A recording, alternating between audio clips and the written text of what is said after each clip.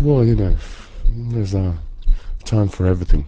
So, no specific reason. We just thought that it sounds good, and it's pretty tongue-in-cheek, so it's pretty funny as well. And there's albums like Venom did the album called the Black Metal, like 80 something. And Motorhead did an album called Rock and Roll. So we thought that why not, do a genre-defining album. Well, AC/DC, they've been doing the same song for the past 30 years, and they're still playing pretty big venues here in Madrid as well. So that's what we're trying to do. I think that every album we've done, they have a tiny little bit of originality, and this time around we wanted to sort of like rip off ourselves and bring all the good ideas we've done on the three last albums, on this new one. Sort of like a best of with with new songs. That was the idea. Well, that just comes out naturally, because we never wanted just to make hard music or soft music. Wanted to incorporate all the ideas which we had, and you said it basically. It wasn't a conscious decision, we started making music. It was a lot more progressive, a lot more weirder in the beginning, but then we sort of like found our own voice during, all the touring and all the recording and stuff like that.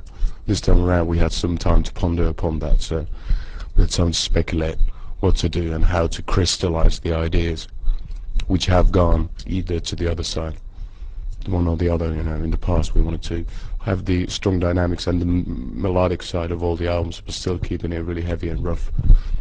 There's very few bands that are doing stuff like that, so we thought that, we fit in between. People have been thinking that it's a solo project since the beginning, so we weren't worried about that. It's just, I think that it's a stronger cover anyway, having a symbol. Symbols are stronger than a 26-year-old Finnish cunt on the cover, definitely. That's the reason, No, I don't have a clue. It's just the fourth album, so let's see what it brings. Don't have a clue yet, things change so quickly in the music scene and all that, so it's hard to say what's going to happen, tomorrow. It might be that Robbie Williams is going to start doing black metal. That's going to be the #1 hit thing next week. I don't know. So we're not thinking about things like that. Rather just concentrating, being introverted, egomaniac bastards. That's easier. It was all pretty simple. We used a producer called Healy, who produced our first album, Greatest Love Songs, Volume 666, and it was like going back home when we went back into a studio. It was really simple. We rehearsed for a long time, so it was just 2 months of recording, and then we mixed it in a couple of weeks in LA. That's what happened. It was really simple. Just picking up a guitar, strumming it, and going to a rehearsal place and writing a couple of songs and drinking beer and having a good time. Let's say that, it's more important to sort of like know who you are yourself before you sort of like start really going, deeper into new stuff.